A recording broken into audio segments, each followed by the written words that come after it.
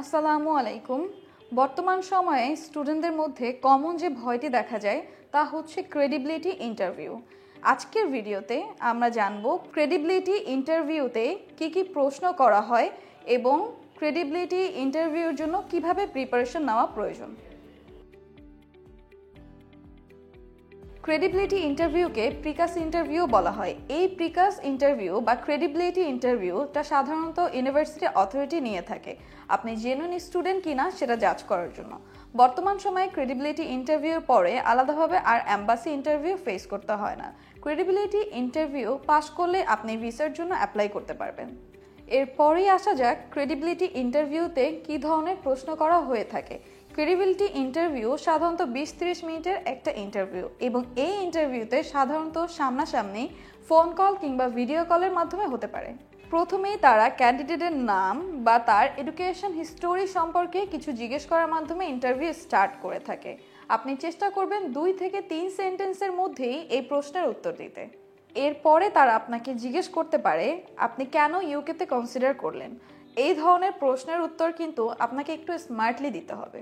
আপনি এর উত্তরে বলতে পারেন যে আপনি অন্য কান্ট্রি কনসিডার করেছিলেন, যেমন আমি জার্মানি, ইউএসএ কনসিডার করেছিলাম, কিন্তু ইউএসএতে ভিসা রেশিও অনেক কম, অন্যদিকে জার্মানি ভাষা ডিফারেন্ট, সেই তুলনায় ইউকেতে ভিসা রেশিও অনেক বেশি।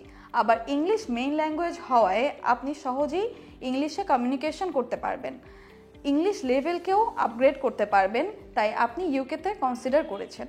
এরপরেই আপনাকে প্রশ্ন করা হতে পারে যে আপনি এই ইউনিভার্সিটি কেন কনসিডার করলেন। এর উত্তরে আপনি university ranking, location, facility, job prospects, scholarship opportunity ইত্যাদি নিয়ে আলোচনা করতে পারেন।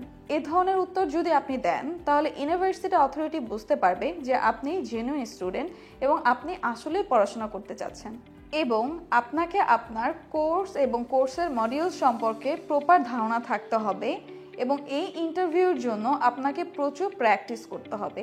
এছাড়াও তারা আপনার ফাইন্যান্সিয়াল স্ট্যাবিলিটি সম্পর্কে জিজ্ঞেস করতে পারে। এই সব প্রশ্নের উত্তরগুলো বেশ ট্রিকি এবং স্মার্টলি হ্যান্ডেল করা প্রয়োজন।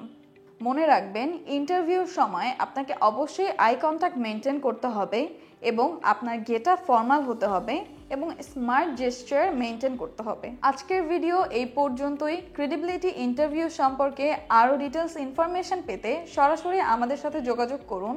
এই ভিডিওটি ভালো লেগে থাকলে অবশ্যই একটি লাইক দিতে ভুলবেন না। আপনি যদি এই চ্যানেলে নতুন হয়ে থাকেন তাহলে এই ধরনের ভিডিও পেতে অবশ্যই আমাদের চ্যানেলটি সাবস্ক্রাইব করতে ভুলবেন না।